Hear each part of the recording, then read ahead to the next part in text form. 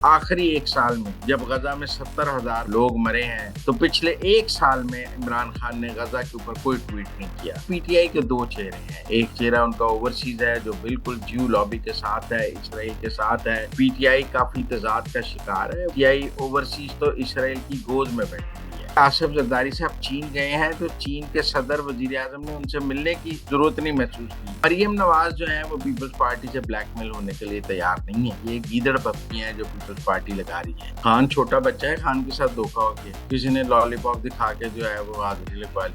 ये लड़ाई बुशरा बीबी और हलीमा खान की है। गंडापुर उसमें बुशरा बीबी के एक मोरे हैं और बुशरा बीबी के खिलाड़ी हैं। अस्सलाम वालेकुम। मुज़म्मिल सोहवर्दी ऑफिशियल यूट्यूब चैनल के साथ मैं हूं आपकी मेजबान इकरार रियाज और हमारे साथ मौजूद है मुज़म्मिल सोहवर्दी। अस्सलाम वालेकुम मुज़म्मिल साहब, वेलकम टू द व्लॉग। क्या हाल है आपका? वालेकुम सलाम, बिल्कुल ठीक। आप सुनाएं, कैसी तबीयत है आपकी? मैं ठीक, अल्लाह पाक का शुक्र है। I'm sure हमारे नाज़रीन भी सर खैर वाफियत से होंगे। तो व्लॉग का आगाज करेंगे। सबसे पहले आपसे जानना चाहूंगी कि पीटीआई के ऑफिशियल ट्विटर हैंडल से ये जो ट्वीट सामने आया है और ट्रम्प का 20 नकाती जो एजेंडा है उसको मुस्तरद किया गया है, तो क्या रीजन है? देखिए, उन्होंने कहा है कि ये बड़ा प्रो इसराइल है और हमारी तो फ़लस्तीन के साथ बड़ी कमिटमेंट है और हम टू स्टेट सॉल्यूशन नहीं मानते हैं और हम बहुत प्रो पैलेस्टाइन हैं। हम ट्रम्प के फ़ॉर्मूले को मुस्तरद करते हैं और हुकूमत पाकिस्तान ने भी ट्रम्प के फ़ॉर्मूले को कबूल करके गलत किया। ये अब पीटीआई की स्टैंडर्ड पोज़ीशन है। ये पोज़ीशन मौलाना फजलुर रहमान की भी है, ये पोज़ीशन जमात-ए-इस्लामी की भी है। तो सब जो अपोज़िशन की जमातें हैं, वो ये पोज़ीशन ले रही हैं आहिस्ता-आहिस्ता और हमें नज़र आ रहा है। लेकिन अब चलें, मौलाना फजलुर रहमान और जमात इस्लामी की तो समझ आती है।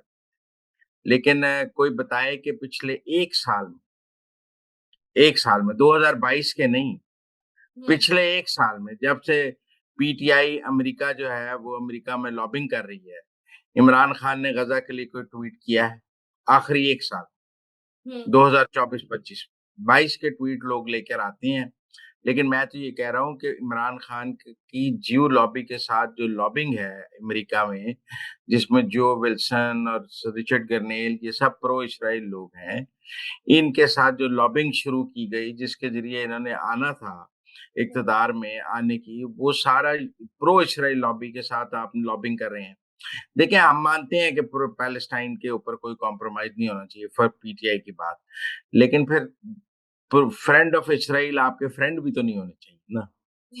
आपकी पाकिस्तान में पॉलिसी ये हो और अमेरिका में पॉलिसी ये हो कि आप सारी जो इजरायली लॉबी है उसको अपने साथ और इंडियन लॉबी को आपने अपने साथ मिलाया हो, तो फिर ये दो अमली कैसे चलाएंगे आप पीटीआई वाले?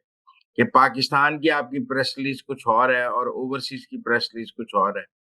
जरा अपने पीटीआई ओवरसीज के सदर को कहें ना, आतिफ खान को, कि वो भी ये आपकी प्रेस रिलीज ट्वीट कर दे। जो आपने जो विल्सन को कहा है वो भी कर दे।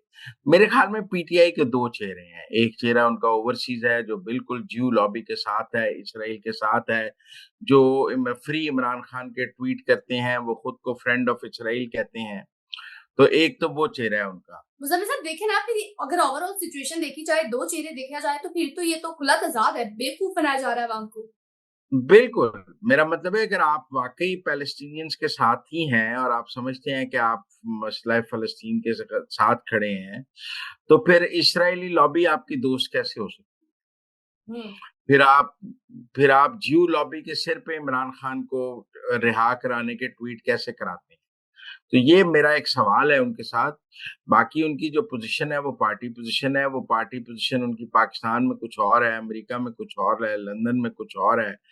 जब वो जो विल्सन को मिलते हैं, ज़ल्मे खलीलज़ाद को मिलते हैं, जब वो रिचर्ड गर्नेल को मिलते हैं और सेनेटर्स को मिलते हैं, तो उनकी पोज़ीशन कुछ और है और जब यहाँ मिलते हैं, तो यहाँ उनकी पोज़ीशन कुछ और है। तो मेरे ख़्याल में पीटीआई काफ़ी तज़ाद का शिकार है। वो तो बिल्कुल इस पीटीआई ओवरसीज़ तो इसराइल की गोद में बैठी। उस गोद की वज़ह से मैं समझता हूँ कि उनका जो इंटरनेशनल चेहरा है, वो बहुत ही प्रो इसराइल है।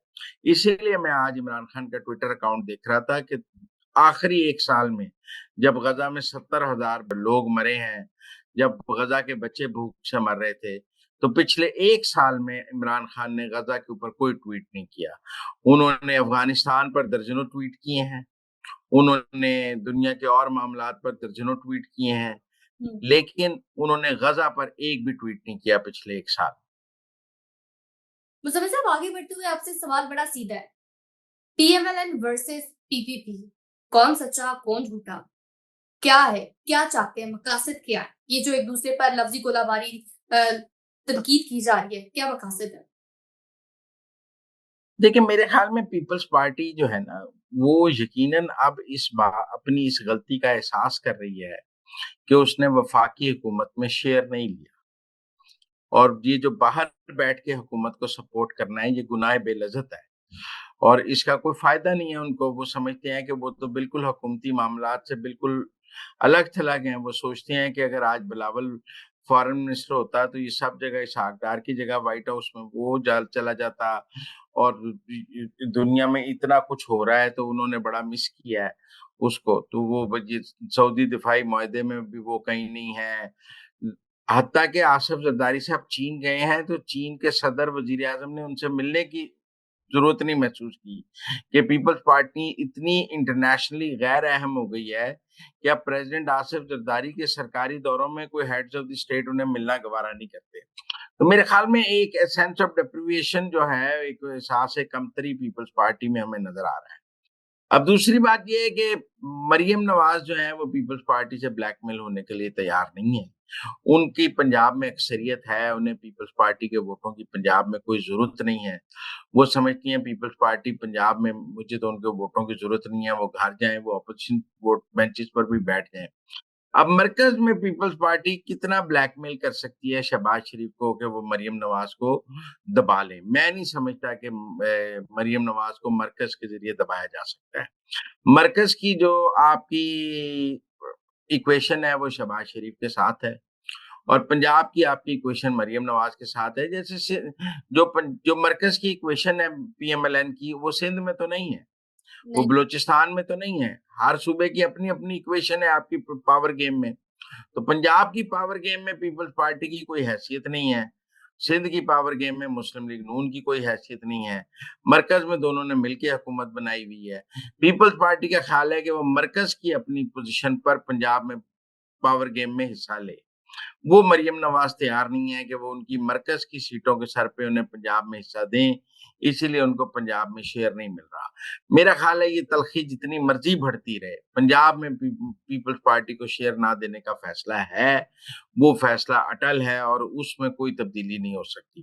तो मुझे मुज़फ़्फ़र ये भी नहीं लगता कि पीपल्स पार्टी जो है वो मरकज़ी हुकूमत से की हिमायत वापस ले लेगी। उनके उनमें इतने सत्तू नहीं है, क्योंकि इसकी एक कीमत है। वो कीमत है आसिम मुनीर। अगर पीपल्स पार्टी ने आज शहबाज शरीफ से अपनी हिमायत वापस लेनी है, तो उसकी कीमत आसिम मुनीर से दोस्ती खत्म करना है। उनका हाल पीटीआई वाला हो जाएगा। तो मुझे नहीं लगता कि बिलावल या पीपल्स पार्टी उसके लिए तैयार है, लिहाजा ये गीदड़ बप्पियाँ हैं जो पीपल्स पार्टी लगा रही है। ये बरसने वाले बादल नहीं हैं, ये गरजने वाले बादल हैं। गरजेंगे ज़रूर लेकिन बरसेंगे नहीं। और ये जो गीदड़ बप्पियाँ हैं, इनके पीछे कोई रोड मैप मौजूद नहीं है। ये पीपल्स पार्टी ये थोड़ा शोर ज़रूर मचा रहे हैं कि शायद दबाव बन जाए, लेकिन मुझे लगता है इस बार दबाव भी नहीं बनेगा। तो मुज़फ़्फ़र साहब, ये क्या मामला है कि अलीमा खान कहती हैं कि खान ने हमें बताया कि मुझे गलत बयानी करके साथ वाले कमरे में ले जाकर फ़ोन दिया और कहा कि बात करें। मैंने कहा मुझे तो कोई नज़र नहीं आ रहा और मुझे कोई आवाज़ नहीं आ रही, तो मुझे पता चला कि मेरी वीडियो लिंक के ज़रिए हाज़िरी लगवा रहे थे। फिर उन्होंने खान के फेयर ट्रायल का मुतालबा भी किया है। तो वो जो कह रहे हैं खान के साथ धोखा हुआ है, क्या कहेंगे आप? खान छोटा बच्चा है, खान के साथ धोखा हो गया।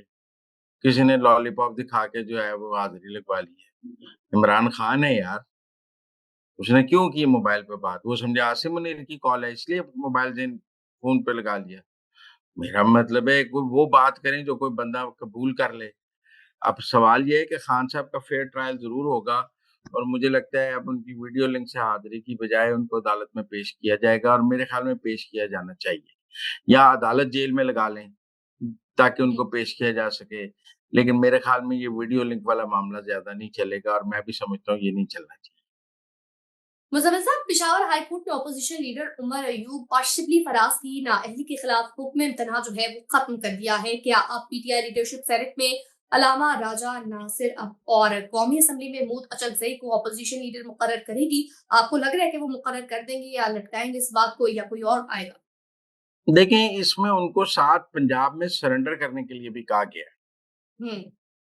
इस फैसले में जो सबसे अहम बात है वो ये है कि इन सबको कहा गया है कि जाएँ पंजाब में अपने खुद को पुलिस के हवाले करें और जेल जाएँ। आपको कोई ज़मानत-शमानत नहीं मिलनी। तो ये अब मफरूर और इश्तिहारी वाले अब क्या ये पंजाब में आके सरेंडर करेंगे और जेल जाने के लिए तैयार हैं या मफरूर और इश्तिहारी हो जाएँगे? दूसरा इनकी सीटों पर अब ज़िमनी इंतखाब होगा और कुछ ज़िमनी इंतखाब पंजाब में होने हैं, कुछ केपी में होने हैं। तो एक तो ज़िमनी इंतखाब का मैदान लग जाएगा, दूसरा इनको अब गिरफ्तारी देनी है, ये देंगे या नहीं देंगे।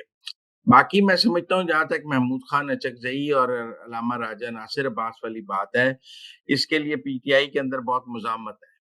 और मेरे ख़्याल में ये जो मुज़ाहमत है, ये इनके नोटिफ़िकेशन को रुकवाए रखेगी और ये नोटिफ़िकेशन जब तक सारे एमएनए साइन नहीं करेंगे या सेनेटर्स कैसे नोटिफ़िकेशन हो सकता है?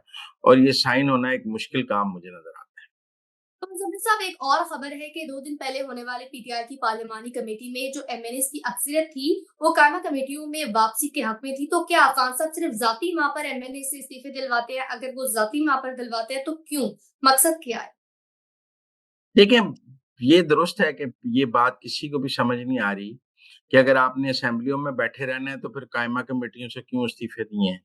हुँ। मतलब अगर आपने असेंबली से इस्तीफा नहीं देना, तो कायमा कमेटी से क्यों इस्तीफा दिया है? इससे क्या फ़र्क पड़ेगा? ये तो एक मतलब फ़िज़ूल सी बात थी जो हमें समझ आई। या तो उसके बाद आपने असेंबलियों से भी इस्तीफे देने हैं। अब अगर पीटीआई के एमएनए कायमा कमेटियों से इस्तीफों पर नाराज़ हैं, तो उनके इमरान खान के कहने पे क्या पीटीआई के एमएनए इस्तीफे दे देंगे? क्योंकि एक राय तो यही थी कि आगे चल के पीटीआई जो है वो कौमी असेंबली से इस्तीफे दे देगी। लेकिन फिर सबका सवाल है कि आप कौमी असेंबली से इस्तीफा दे देंगे तो फिर आप केपी असेंबली तोड़ेंगे या नहीं तोड़ेंगे? और केपी असेंबली टूटने का भी हमें कोई रुझान नज़र नहीं आता। लिहाज़ा कहीं न कहीं पार्लिमानी सियासत के हवाले से तहरीक-ए-इंसाफ एक बंद गली में है। ना वो पार्लिमानी सियासत को रखना चाहते हैं, ना छोड़ना चाहते हैं।